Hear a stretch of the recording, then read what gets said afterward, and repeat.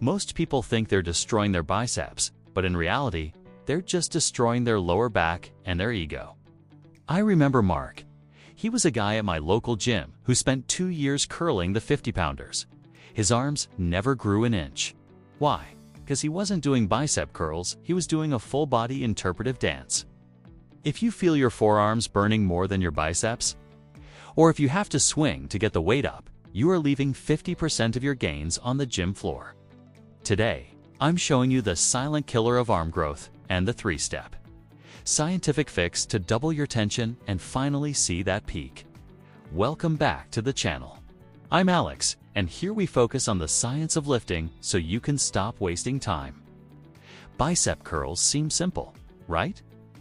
Pick weight up, put weight down. But the bicep is a fickle muscle. It's small, and it loves to delegate work to your shoulders, your back, and your wrists.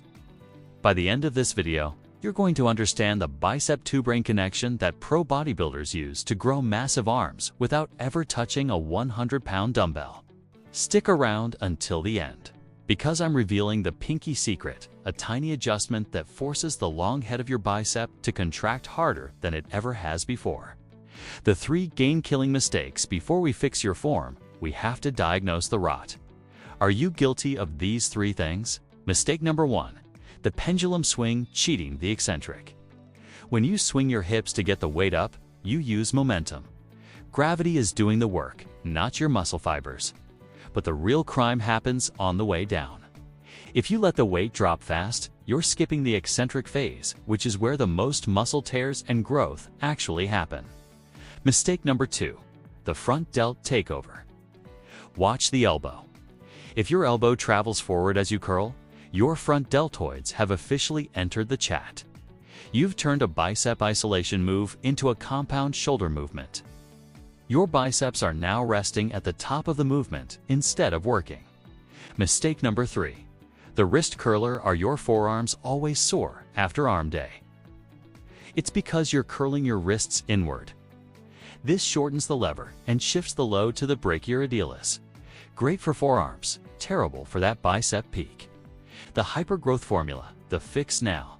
Let's rebuild your curl from the ground up for maximum hypertrophy. Follow these 3 steps. Step 1. The wall lock technique. If you struggle with momentum, find a wall. Press your glutes, upper back, and most importantly your elbows against it. Now curl. It's going to feel 50% heavier. That's because for the first time in your life, your biceps are doing 100% of the work. Step 2. The fixed elbow rule. Imagine your elbow is pinned to your rib cage with a metal bolt. It should not move forward or backward an inch. By keeping the elbow stationary, you ensure that the bicep is the primary mover through the entire 180 degrees of the arc. Step 3. Controlled negatives, the 3-second rule. I want you to explode up for 1 second. But count to 3 on the way down. 1, 2, 3. This creates microtrauma in the muscle fibers, which is the signal your body needs to send protein to the biceps for repair and growth. The pinky secret, the pro tip. I promised you the secret to the long head of the bicep, the part that creates that mountain peak when you flex. Most people grip the dumbbell right in the middle. I want you to shift your hand so your thumb's touching the outer plate. Now, as you curl up, supinate your wrist. This means turning your palm toward the ceiling. But here is the trick. Try to turn your pinky finger higher than your thumb at the top of the movement. The bicep isn't just for flexing the arm, it's for rotating the forearm. By forcing that pinky up, you get a peak contraction that is impossible with a standard grip. Feel that cramp. That's growth. Remember Mark, the guy who swung the 50s? I sat him down and showed him these exact steps. He dropped the weight to 25s. He felt embarrassed for a week. But 3 months later, his sleeves were tighter than they'd ever been. He stopped lifting for his ego and started lifting for his muscle. The weight on the dumbbell is just a tool. The tension on the muscle is the goal. If you want to X growth, you have to be willing to lower the weight to increase the intensity. If this video helped you realize you've been ego curling, Hit that like button helps the algorithm show this to other lifters who are stuck in the same trap. Comment below with your current arm measurement or your favorite bicep exercise. I'm replying to the first 50 comments personally to help you with your routine.